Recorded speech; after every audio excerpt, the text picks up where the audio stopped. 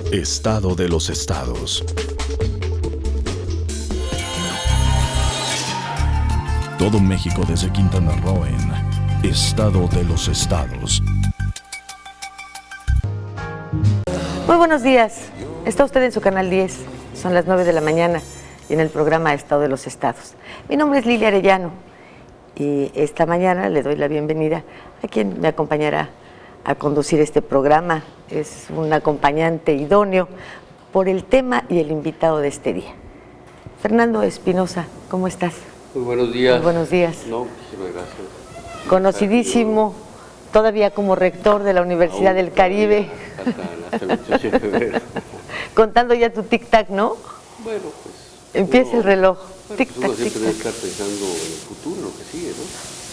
Pero tu futuro siempre estará en las aulas. No debes dejarla porque son de excelencia. Bueno, mientras las esté en conviertes aulas, en no hay aulas de problema, en las excelencia. aulas, sí. Pero bien, muy contento y además... Con un siempre- invitado de super lujo, no, ¿verdad? es un gran invitado. Un gran escritor. Él es Enrique Serna. Enrique, muy buenos días. Buenos días y muchas gracias por invitarme. Déjeme hablarle un poquito de nuestro invitado de esta mañana.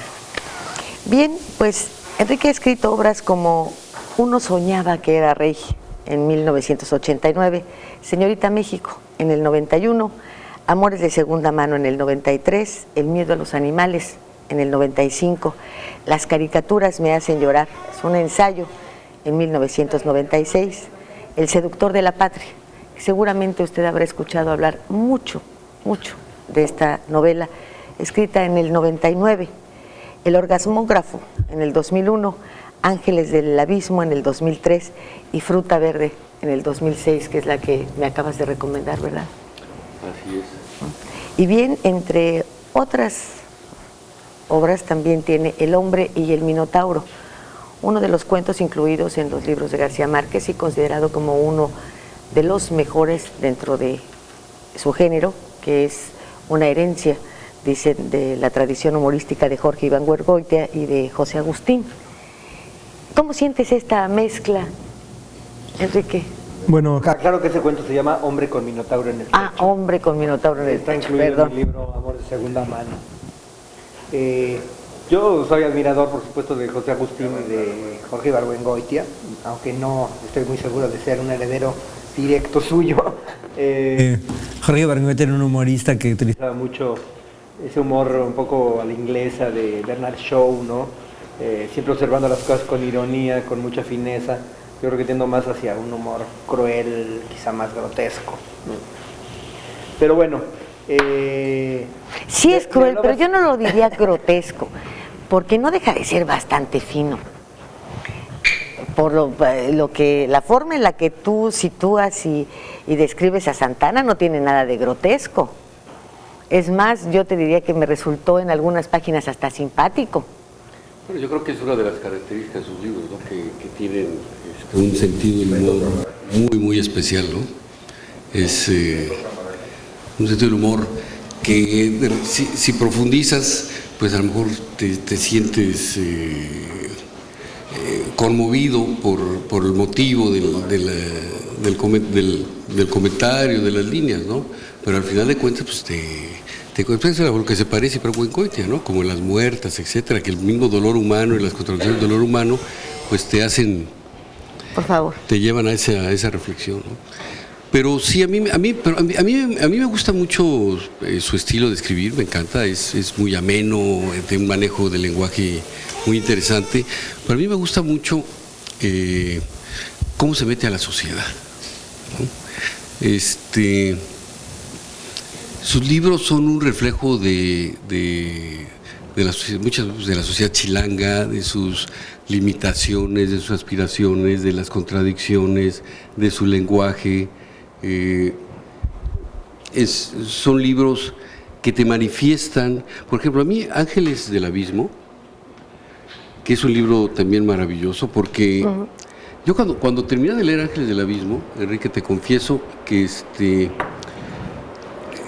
me pareció maravilloso cómo planteas la novela en ese México del siglo XVII, ¿no? Que si no me equivoco, el siglo XVI, XVII, ¿no? Y Y yo sentí en ese México del siglo XVII un México de taras, de exclusión, de injusticia, de poderes fácticos, de favoritismo, de influyentismo, de corrupción. Bueno, lo podéis haber situado en este siglo. Bueno, esa es una de las paradojas de escribir novela histórica en México, que probablemente uno tiene como motivación el evadirse de la realidad contemporánea, refugiándose en el pasado, ¿no? Y al reconstruir nuestro pasado, uno empieza a descubrirse que las heridas de épocas anteriores siguen abiertas en la sociedad mexicana contemporánea, de modo que realmente es muy difícil evadirse de la realidad. Lo único que hace es buscar las raíces de muchos de los problemas contemporáneos. En el caso de la colonia, pues por ejemplo el patrimonialismo, ¿no? La idea de que los puestos públicos son propiedad de quienes los ocupan. También la sociedad de castas es algo que sigue permaneciendo hasta nuestros días, ¿no? En mi novela cuenta la historia de amor entre una falsa beata que finge arrebatos místicos para sacarle dinero a los ricos, que es Crisanta Cruz, y su amante, un indio apóstata que reniega de la religión católica para volver a los cultos prehispánicos.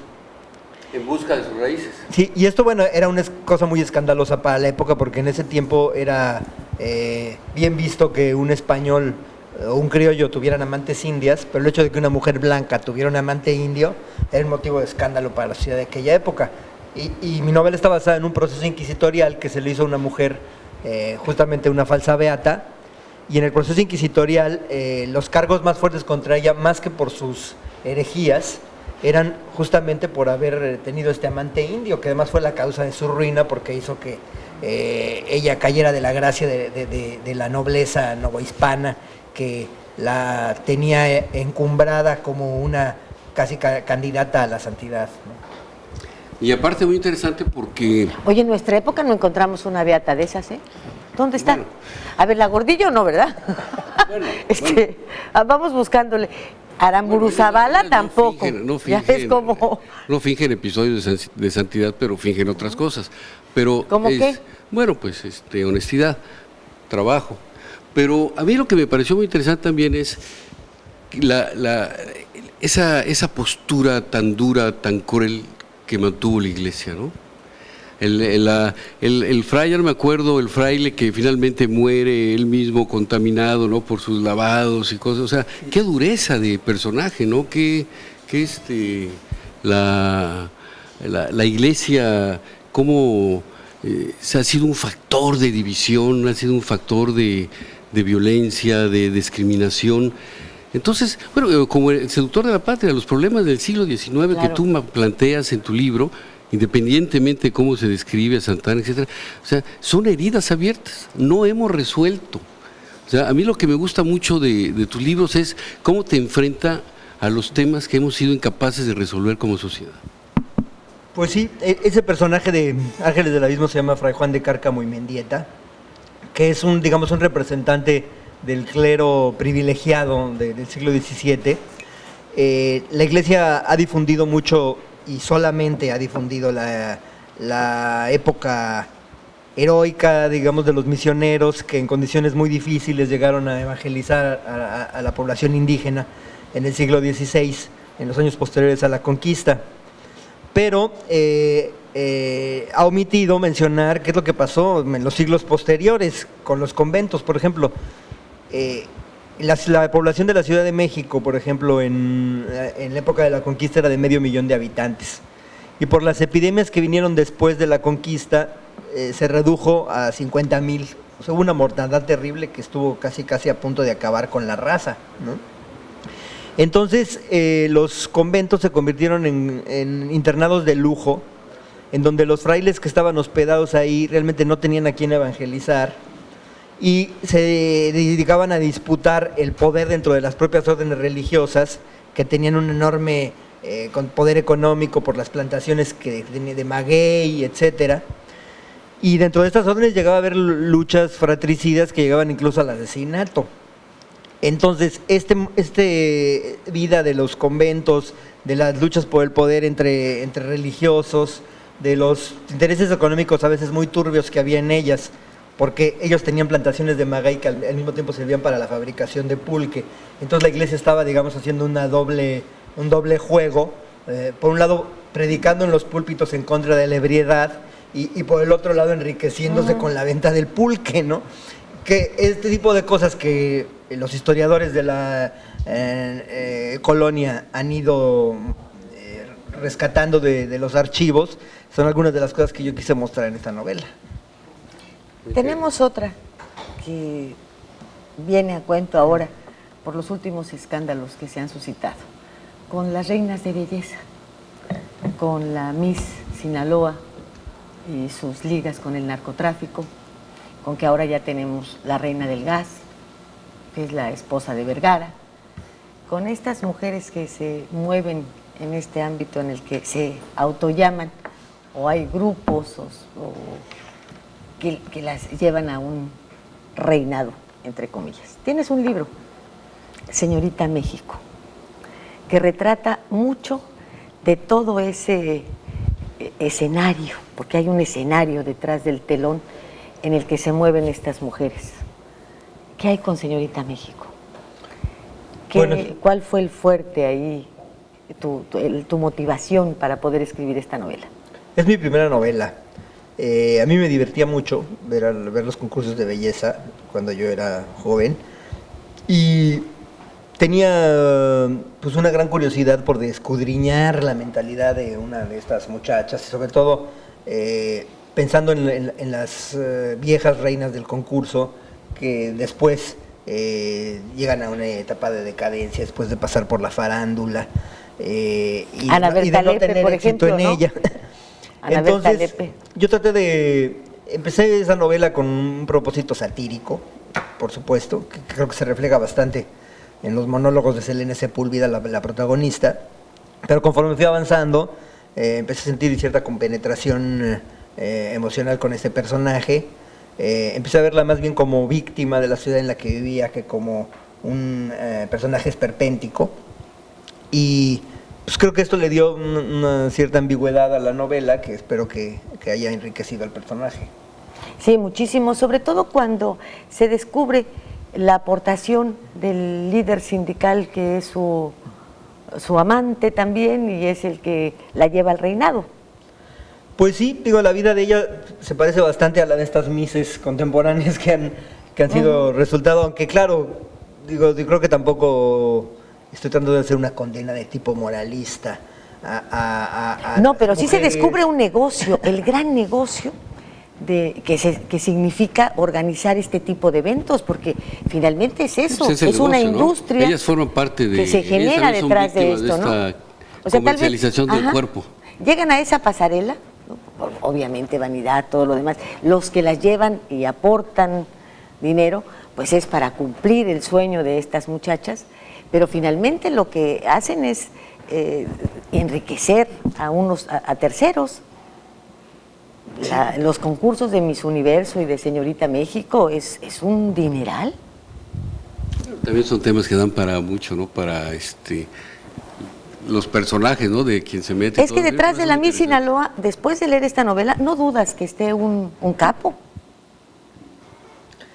Sobre todo porque en ese concurso de belleza, al igual que sucede con la protagonista de tu novela, ella no es la favorita. Hay dos favoritas y ella surge de nada. Bueno, yo creo que casos como este reciente de la Miss Sinaloa o el de mi propio personaje en la novela, de pronto ahora provocan escándalos, ¿no? en las buenas conciencias. Pero yo creo que no deberíamos de sorprendernos ni de escandalizarnos tanto, porque vivimos en una sociedad en donde el culto al dinero, ¿no? Se les inculca a las jovencitas prácticamente desde el momento en que nacen, ¿no? Está muy bien visto por amplios sectores de la sociedad el que siempre las mujeres estén luchando por tener un buen partido, por casar al millonario. Es algo que muchas madres y padres de familia no ven mal, lo ven con buenos ojos. De modo que no debería extrañarles que en estos casos la gente que tiene más dinero y que lo ostenta de una manera más vulgar, pues son los narcotraficantes, y que haya en una enorme cantidad de muchachos entonces que estén aspirando a conquistar a uno de ellos, ¿no? No es que te escandalices, lo que sucede es que este tipo de concursos sale la encargada Lupita Jones, ¿no? Algo así se llama. Dicen Jones, yo digo Jones. Sale y dice, es que es un concurso serio, honesto, los padres deben dejar ir a las jovencitas a esto. Ella lo mete, lo encierra en un círculo, en un cinturón de castidad. Bueno, como que todas las que jovencitas que ahí participan, ¿no?, son de la buena sociedad o clase media o como sea, pero son muchachas muy decentes, de familias, yo no lo dudo que las haya. Bueno, es que antes pero detrás están haciendo un gran negocio con todas ellas. Tenían otra fama los concursos, ¿no? En cambio ahorita pues ya se hicieron más Siempre ha sido la misma fama y siempre ha sido el mismo negocio de las televisoras. Siempre. Si bueno, aquí las televisoras... En televisión hay negocios. Pero fíjate que relacionado con esto, o sea, nosotros vivimos en una sociedad muy mustia, ¿no? Uh-huh. Y es otra de las cosas que me encanta cómo lo planteas en tus libros, ¿no? Pareciera que si no hablamos de ciertas cosas no existen. O sea, es algo que pasa en México. Lo ocultas, es ¿no? curioso. Es preferible no hablar. Si tú no hablas de la homosexualidad, no existe la homosexualidad, ¿no? Si tú no hablas de violencia, no existe la violencia. O sea, pareciera que tenemos la capacidad de suprimir los problemas con tan solo no hablar de ellos. Y es un tema en que a mí me parece muy interesante que en tus novelas reiteradamente tocas temas que sacan un poco de roncha en una sociedad aún muy conservadora. Entonces, por ejemplo, a mí me gustó mucho la novela Fruta Verde. Primero me gustó mucho porque es una novela muy chilanga, ¿no? Es una novela también que tiene zonas de ambientación muy conocidas. Luego toca el tema de la homosexualidad, toca el tema de la familia, de la posibilidad de desarrollarte, de las pocas oportunidades que da una sociedad a los que van para desarrollarte laboralmente, en fin. Pero tú constantemente tocas temas. Yo me acuerdo no me acuerdo quién lo comentaba, si fue Kundera o alguien que decía, es que pensar en no mencionar las cosas es que ya no existen, y no, cuando hablaba algo del tema, algunos temas escatológicos, ¿no? Pero es una parte, estoy leyendo correctamente ese tema de esa sociedad mustia en que tú la enfrentas a ciertos temas en que tiene que hablar de ellos y que tiene que resolver. Por supuesto que sí. Yo creo que una de las funciones de la novela y de la narrativa en general es poner un espejo, ¿no? Delante de una sociedad para que se contemple tal como es. Decía Balzac que la novela es la historia de la vida privada de las naciones, ¿no? Y dentro de la vida privada, pues la sexualidad ocupa un lugar muy importante. Por eso es un tema que yo he abordado en varios de mis libros, y creo que principalmente en Fruta Verde, ¿no? Que es una novela intimista, una novela en donde yo quise resucitar a mis muertos más queridos. Es una novela autobiográfica, pero con personajes muy transformados por la imaginación, porque es muy difícil realmente resucitar a los muertos, es algo que solamente podrían hacer los dioses. Y mientras yo le estaba escribiendo me di cuenta que en lugar de aspirar a hacer un retrato exacto de estos personajes tales y como eran, tenía que conformarme con crear personajes de ficción que se acercaran mucho a ellos, aproximaciones, digamos, ¿no?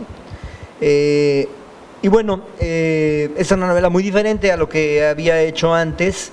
El público que estaba acostumbrado a mis novelas históricas probablemente se haya desconcertado un poco con ella, pero me parece que en la vida de todo escritor también hace falta a veces hacer una introspección, ver más hacia adentro, porque esa es otra de las fuentes interesantes de la experiencia literaria, ¿no? No solamente lo que uno puede reconstruir a base de lecturas, como son mis novelas históricas, sino también las experiencias vitales personales del escritor. ¿Por qué no hablamos un poco más de Fruta Verde? Sobre todo al hablar de que es autobiográfica. ¿Podemos hablar un poco más después del corte? Sí. Estado de los estados.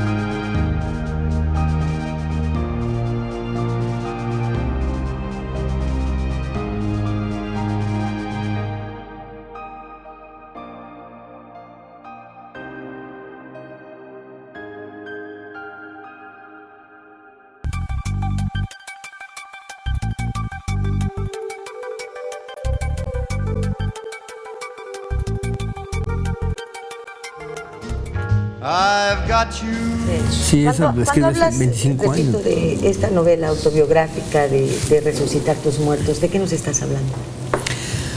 Bueno, de que en esa novela, de dos de los protagonistas son personajes muy cercanos a mí, ¿no? Uno de ellos es mi madre, el otro un dramaturgo que fue mi maestro y que fue muy importante en mi vida, y que yo quise reconstruir su personalidad en esta novela, ¿no? Y reconstruir la mía cuando tenía 18 años.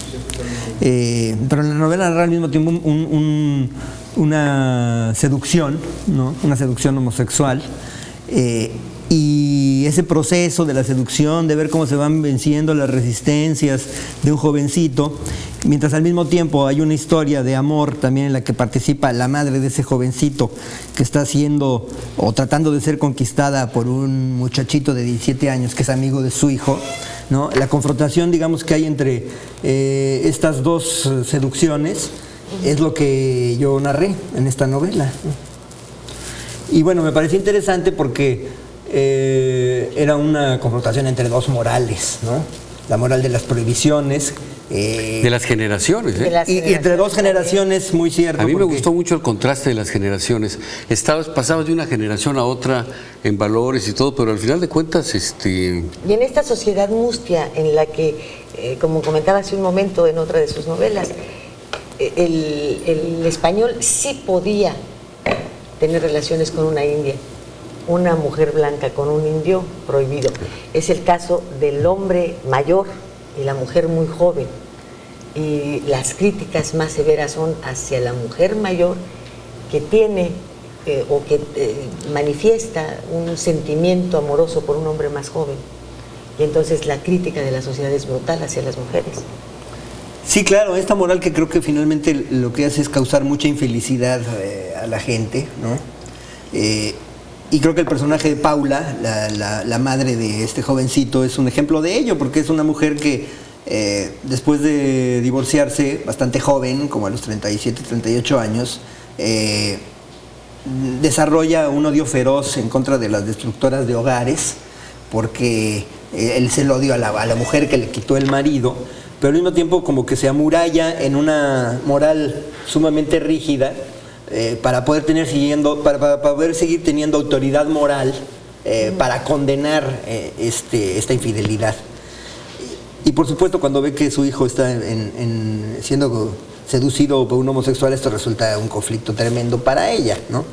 Entonces, bueno, yo quise poner en contraste, ¿no?, estas dos actitudes ante la vida, que son muy bien, como decía Fernando, las de dos generaciones, porque, por ejemplo, digamos, una señora que fue joven en los años 50, que no le tocó vivir la revolución cultural y sexual que vino después en los años 60 y 70, y un joven como era yo a los 18 años, había verdaderamente una enorme diferencia de actitudes ante la vida, ¿no?, que en esta novela hacen colisión, ¿no?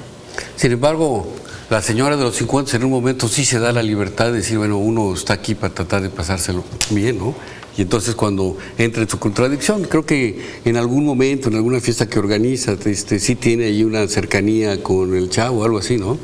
Sí, pues aunque desgraciadamente se reprime, ¿no? Se reprime. Ya no quisiera contar toda la historia. Sí, pero se reprime, o sea, además, pero sí, para que compremos el libro. No, es que sí es muy interesante porque dice, sí, adelante, y en un momento en que, bueno, se echó dice, sí, o sea, es la vida, hay que gozar, y el momento se reprime, ¿no? Ya más adelante se reprime y dice, no, o sea, tengo toda esta carga, ¿no?, todo este velo invisible, pero que no lo ves, pero que pesa horrible. Que nos pesa terriblemente, sobre todo a la gente de clase media, ¿no?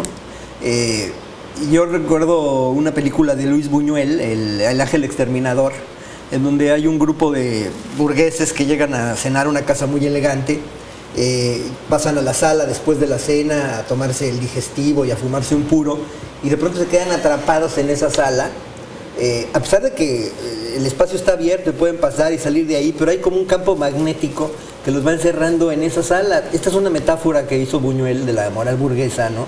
De que esas cosas que nos aprisionan, de pronto son cárceles imaginarias en las que la gente se va metiendo. Por supuesto, cárceles imaginarias que tienen mucho que ver en este caso con la moral judía cristiana, que es como un yunque que hemos tenido en la cabeza.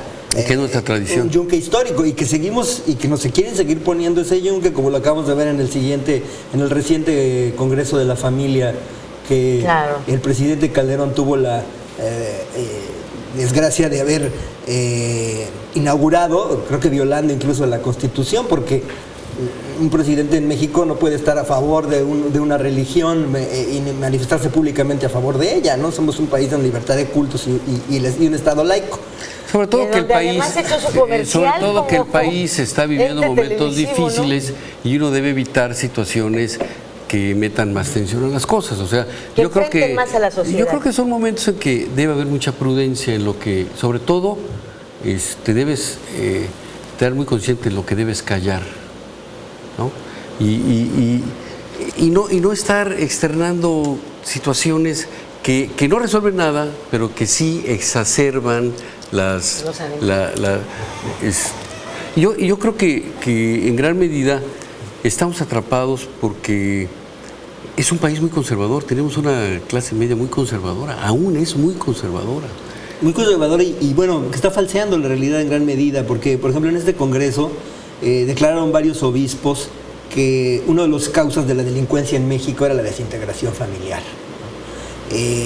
Y esto es absolutamente falso, porque incluso los cárteles de la droga, las grandes familias que controlan el narco, son familias que necesitan de las lealtades familiares, que haya lazos muy estrechos entre ellos, y por eso siempre son primos, hermanos, etcétera. Esto lo vemos incluso en las series norteamericanas, ¿no? En Los Soprano, como esta familia italiana que tiene ligas muy estrechas es la que está dirigiendo toda la mafia en Estados Unidos. Las mafias siempre han sido familias, y familias muy estrechas, de modo que la familia no es una panacea que pueda Al Capone también era toda la familia. Que pueda acabar con el crimen organizado. De hecho, por ejemplo, los gángsters de esta serie de Los Soprano nunca se divorcian. No. Está muy mal visto el divorcio porque pone en peligro toda esta red de intereses, justamente, ¿no? De modo que obviamente hay miles de causas de la corrupción y de la criminalidad en México, la pobreza principalmente, ¿verdad? Y no necesariamente la familia. Incluso en este congreso se hablaba de que el divorcio es algo terrible, etcétera. No, y el modelo de familia, el papá, la mamá y los hijitos. Pero la familia nuclear, solteras, bueno, ya ha los habido divorciados, un y bueno, toda esta gente que queda excluida de...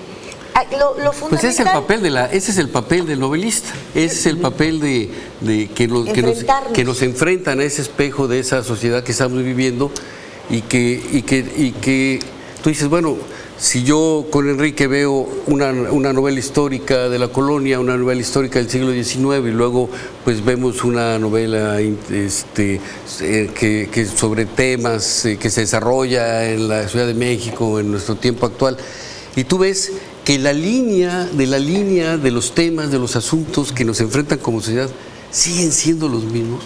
Entonces uno empieza a decir, caray, ya estoy entendiendo de dónde están sucediendo, por qué este país está como está. O sea, no hemos tenido la capacidad de resolver los temas fundamentales que le dan sentido a una comunidad. Decir, bueno, ¿qué queremos? ¿A dónde vamos a ir? ¿Y qué aceptamos y qué rechazamos? ¿Qué queremos ser? Pero no podemos vivir en un mundo de simulaciones, porque además es una sociedad basada en las simulaciones. La moral burguesa, la moral de la clase media ha sido una moral de la simulación, de la doble moral. Y es también la política que hemos vivido, la doble moral. Una cosa es el discurso y otra cosa... Y bueno, y en gran medida es lo que planteas, el seductor de la nación es eso. Es cómo tú puedes seducir a una nación a base de mentiras, a base de la doble moral, ¿no? Entonces a mí me parece que el momento que estamos viviendo en el país representa un enorme espacio en que los escritores, las escritoras talentosas que están metidos en su país tienen el compromiso de enfrentarnos de manera descarnada, de manera con arte, con manejo de idioma, a una sociedad que no nos está llevando a ningún lado, ¿eh? Bueno, nada te lleva a ningún lado, todo te lleva a algún lugar, pues me refiero a ningún lado deseado como proyecto de una comunidad, ¿no? Entonces...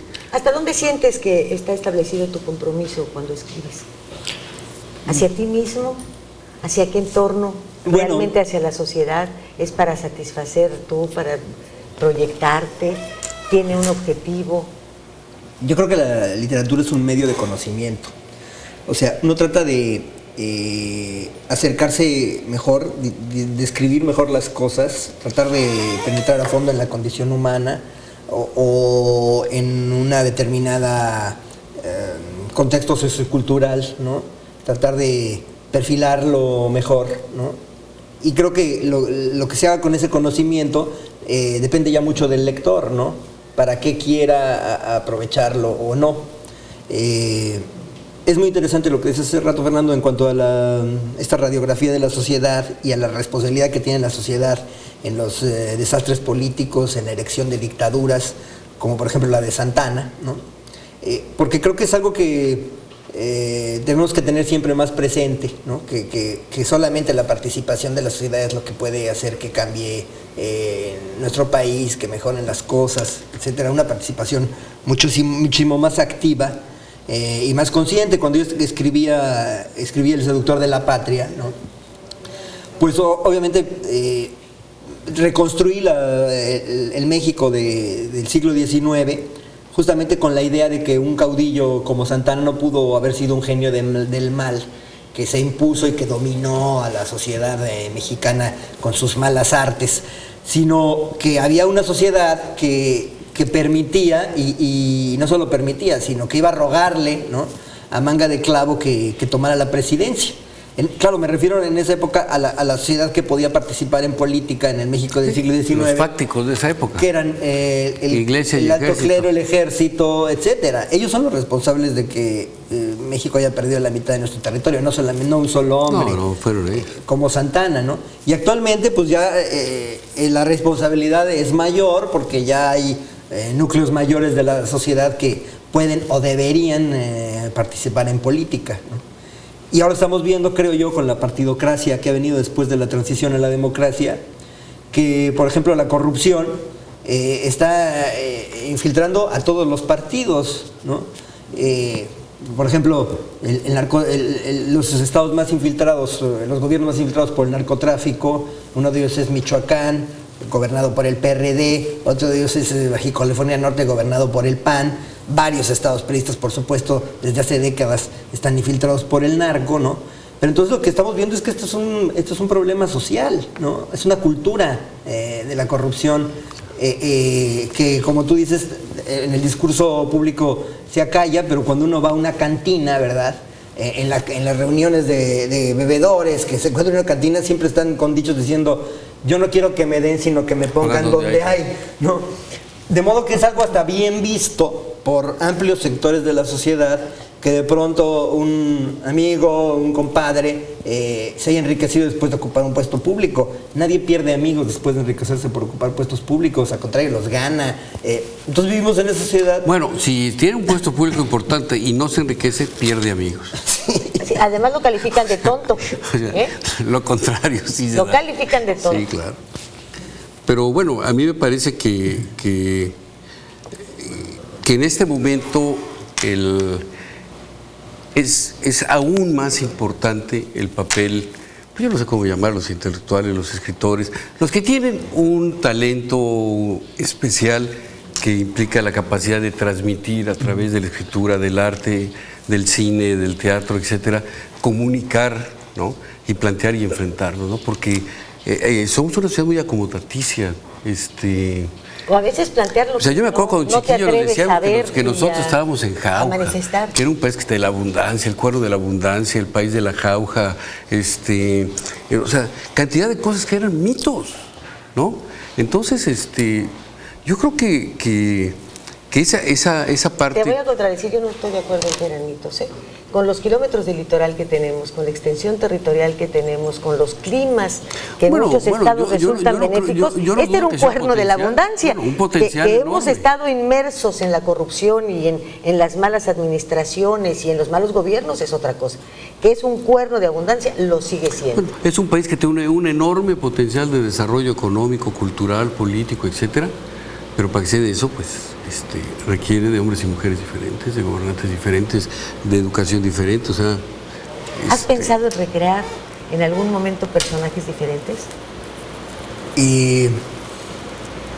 Bueno, personajes diferentes me refiero... No de recrear, de crear personajes diferentes que pudieran llevar a la sociedad a otro nivel, porque bueno, por un una parte personaje exhibes, que es un ¿no? líder que lleve a la sociedad. Así es, pero has pensado en crear así un líder como para decir a la sociedad, mire, esto es lo que necesita, si lo encuentra, pues vote por él.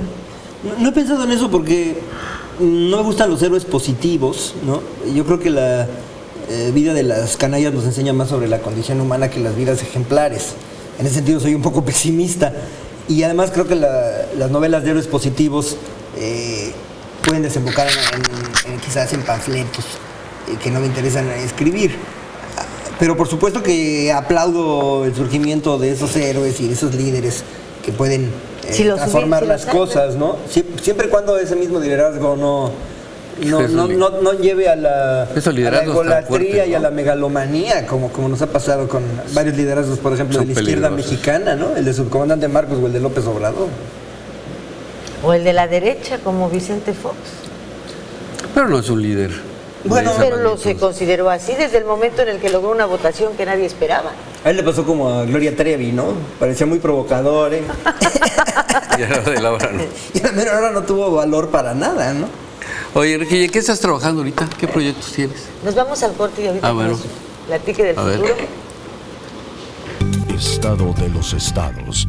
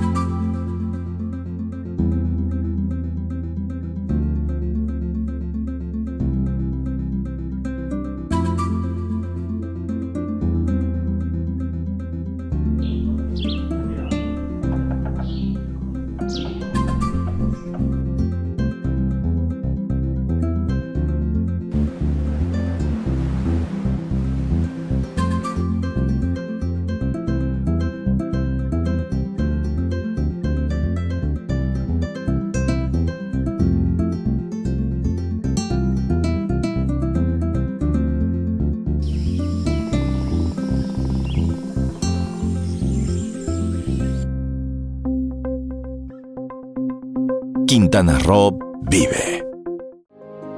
Las cosas que queremos. Los proyectos que empiezan. Las ilusiones concretadas necesitan una asesoría legal y una base concreta. Notaría 64. Respaldamos tus actos legalmente.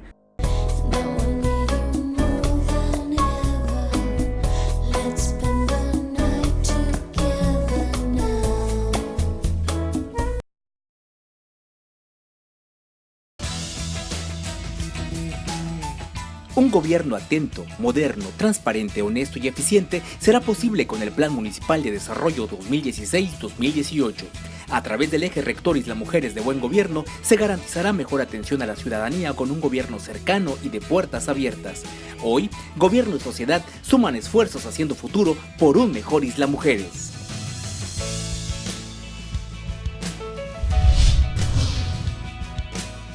Vivir intensamente tiene un gran significado. En Hospital Americano tenemos más de 20 años en Cancún y con un excelente servicio médico. Área de urgencias, radiología y laboratorio las 24 horas. Visítanos en Retorno Viento 15 Supermanzana 4, teléfono 287-8022 al 29. En Hospital Americano, cuidamos lo más importante de tu familia.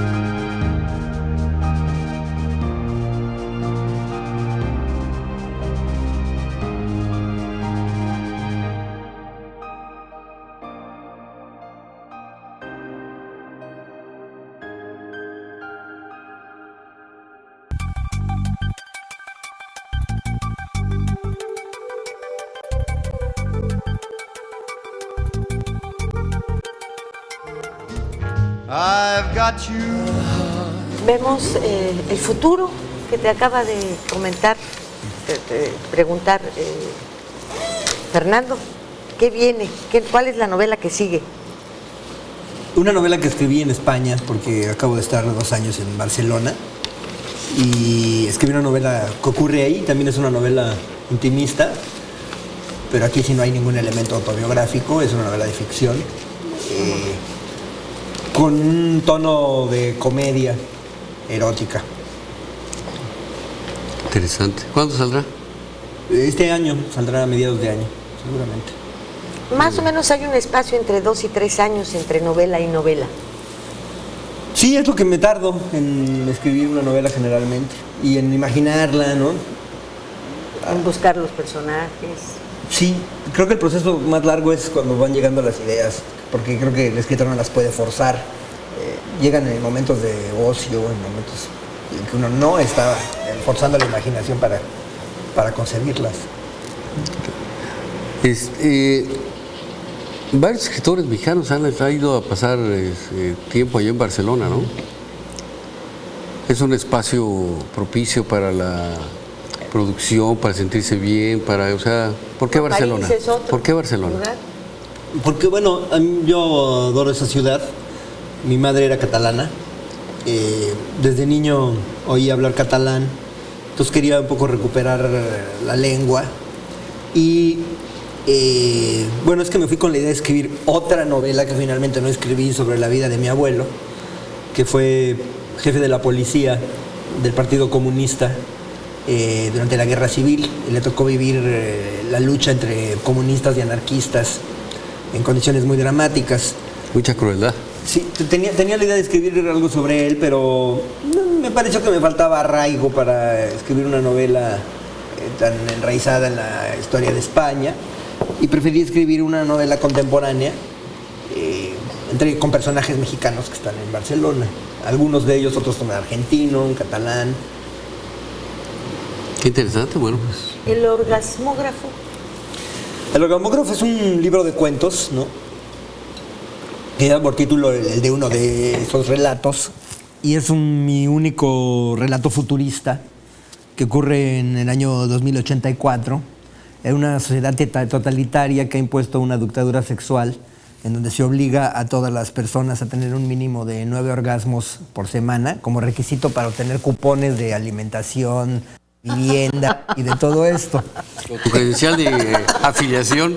Oye, eso está buenísimo, ¿no? Y claro, esto provoca, la protagonista de ese cuento es una disidente, una muchacha que quiere más de pronto escandaliza a la sociedad cuando se descubre que ella ha estado engañando al Estado, porque ya tiene 19 años y no solo no ha tenido ningún orgasmo, sino que es virgen. Y entonces, o sea, ha fingido los orgasmos. Ha intervenido su orgasmógrafo, porque hay un aparato que se llama el orgasmógrafo, que transmite a una central por vía con un microchip satelital conectada al sistema endocrino de todas las personas, y ahí le lleva el conteo. Y esta muchacha pues hizo trampa con el aparatito, ¿no? Y ha estado engañando al Estado. Que es peligrosísimo. Hasta que llega la policía política a detenerla un día en su casa, provocando una tragedia familiar. Y bueno, es un cuento pues, que se inscribe, yo creo, dentro de la literatura del absurdo, ¿no? Que es una comedia, ¿no? Yo me divertí mucho escribiéndola, pero pues creo que tampoco está tan lejano de la realidad, porque podríamos llegar a quizás a un sistema totalitario como este. Sí, pero pues ya en la historia ya ha habido casos, ¿no? En la historia ya hemos visto. Pero puede haber otro conteo, ¿no? Sí. Claro, ese sería divertidísimo, Fernando. ¿A poco no? Pues cuando te obligan a las cosas dejan de ser divertidas. O sea, las cosas son divertidas cuando tú por libertad eliges hacerlas o no hacerlas. Cuando algo que es placentero te obligan a hacerlo, deja de ser placentero. O sea, la libertad es precisamente eso. Exactamente, la tesis, la premisa de la que yo partí para escribir este cuento, donde yo traté además de ridiculizar la moral conservadora, mostrando sus antípodas, ¿no? Lo que podría ser, digamos, la moral libertaria y permisiva de nuestra época, si eso se llegara a convertir en una tiranía, ¿no? En donde en lugar de dejar en libertad a la gente de elegir entre la castidad y el libertinaje, se le impusiera a todo el mundo el libertinaje, pues llegaremos a una opresión como en de algún momento, otro signo, ¿no? como en algún momento se hubo una imposición de castidad, ¿no? Por supuesto. Bueno, la parte más marcada pues es de algunos ministros de algunas iglesias que no pueden casarse, ¿no? Bueno, pero ¿hasta dónde llegó ya ahora? Pero ya cuando te das cuenta, cuando te das cuenta y vas descubriendo por qué, ¿no? Porque al final de cuentas todo tiene que ver con poder y con dinero. Hubo un tiempo que sí se podían casar, o sea, les quitaron la autorización de casarse, cuando se dieron cuenta que estaban acumulando riquezas y que al casarse, al tener herederos, no le heredaban a la iglesia, le heredaban a sus hijos o a sus esposas. O sea, no prohibieron tener descendencia, lo que prohibieron fue establecer los lazos formales, porque todo lo que debía heredar se debe heredar a la iglesia. No, en la ordenación es un tema, se jura un voto de castidad. Sí, y al tener pero un antes voto de castidad, no era así. Que no tengas familia. Es lo que en estas pero no es porque como... no te distraiga, como decían, es que te distrae de tu no sé cómo le dicen, de tu trabajo, no sé cómo le dicen. De tu evangelización, ¿no? O sea, te distrae porque la familia, además, no. Fue eso, para que no heredaras a otras personas tu riqueza. Toda la riqueza debe pertenecer a la Grey, ¿no? Lo más criticable de esto es cuando suceden reuniones como la de la familia, que fue la reciente del clero, en donde una persona que carece de total experiencia de lo que son las relaciones de pareja pretende aconsejarte o marcarte un lineamiento de vida. ¿Qué saben ellos lo que es despertarse junto a un señor que toma todos los días? Pues yo creo que sí lo saben, ¿eh? A un señor que toma todos los días. Bueno, también puede ser. O a una señora que fuma.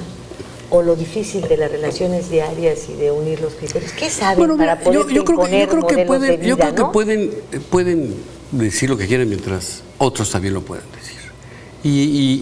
Pero lo fundamental es que no haya la posibilidad de que las estructuras formales de Estado empujen o promuevan la inclinación a cierta creencia. O se hagan, como en este caso, alteren las leyes, ¿no? La Constitución condiciones misma. iguales para todos. O sea, a mí lo que, por ejemplo, de entrada me pareció una situación difícil es que en ningún evento que tendrá que ver con cualquier otra de los ritos, pues va a estar Televisa y TV Azteca todo el tiempo transmitiendo. Eso ya de entrada está manifestando una preferencia, Entonces, lo que molesta no es lo que dicen o lo que piensan. O sea, debemos hacer una sociedad donde quepamos todos. En realidad, eso es a lo que aspiro. Pero el problema es cuando los poderes fácticos están tan metidos en querer replicar las condiciones para que ellos permanezcan en la ubre. Eso es lo que molesta. Y yo creo que la Iglesia no tiene ninguna autoridad moral para dictar la moral pública o familiar en estos momentos, mientras no limpie su propia casa, mientras no resuelva estos escándalos tan frecuentes de pederastas que acaba de haber otro ahora en Veracruz recientemente. El padre Chucho. ¿No? Es obvio que la libido, cuando no puede tener ninguna salida, busca los caminos más retorcidos, que es algo que yo traté de ver en mi novela en Ángeles del Abismo con el personaje de Fray Juan de Cárcamo y Mendieta. Y vaya que son retorcidos, ¿eh? Sí. Entonces, es obvio que ellos no tienen en este momento autoridad moral para decirle a la gente cómo debe de vivir y cómo debe de comportarse en la cama, ¿verdad? Hay un título que las caricaturas me hacen llorar. ¿No se llamaba una canción así? Sí. Había una canción de una Vianney Valdés. Se llamaba Queta Garay. Queta Garay. Era una cantante de los principios de los 60s, que es una baladita muy cursi, que cuenta que está en el cine viendo unas caricaturas del Pato Donald y de pronto llega su novio con otra y se sientan delante de ella y se empiezan a besar. Y entonces ella empieza a llorar, ¿no?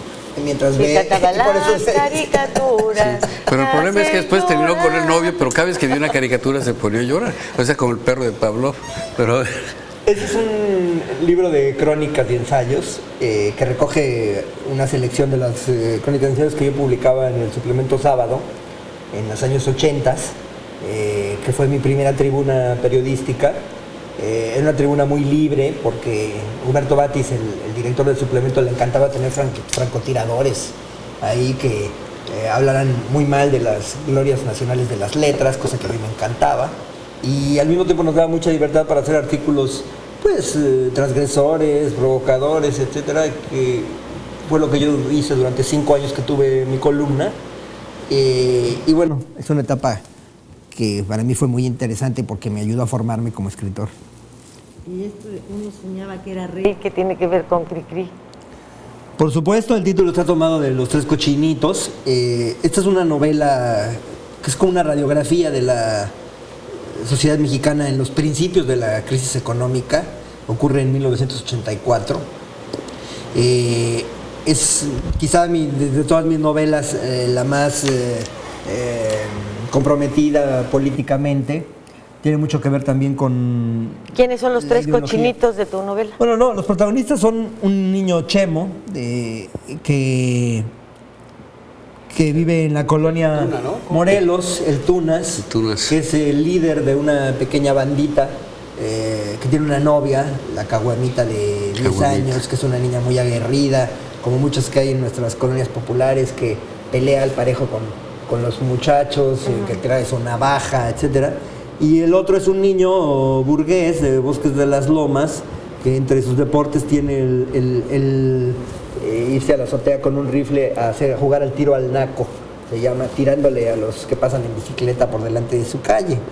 Y bueno, uno de los temas de la novela, hay un concurso de niños héroes patrocinado por una estación de radio muy tradicionalista y conservadora, y todo esto sirve como un pretexto para hacer una radiografía de la sociedad mexicana de aquel tiempo, en donde ya se veían, por supuesto, ya se venían incubando muchos de los problemas que ahora se han agravado en la actualidad.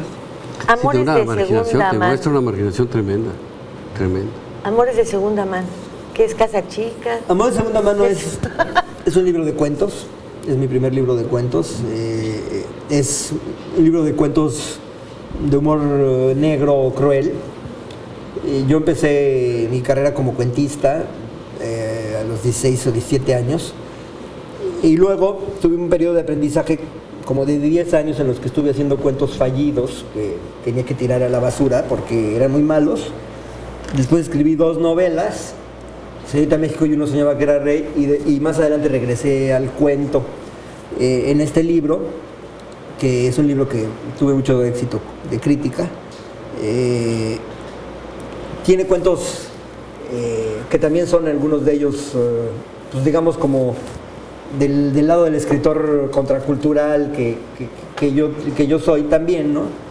Porque creo que tengo 2 personalidades, ¿no? Una es un escritor, digamos, la rata de biblioteca que está escarbando en archivos, etcétera, para hacer novelas históricas, y la otra un escritor que parte más bien de sus experiencias personales, con un ánimo más subversivo, ¿no? Y estos cuentos creo que tienen esa tónica. Estás a punto de cumplir 50 años. Felicidades del próximo 7 de febrero. No, ya los cumplí.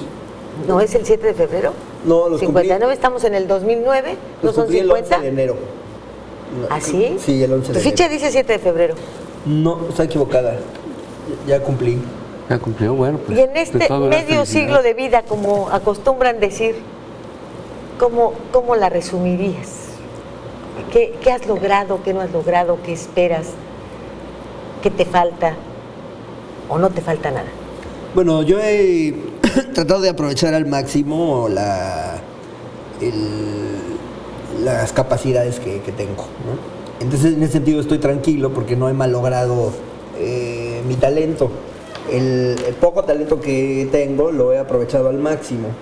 Entonces, en ese sentido, pues me siento satisfecho con lo que he hecho, porque sé que si no he logrado más es porque el talento no me ha dado para más.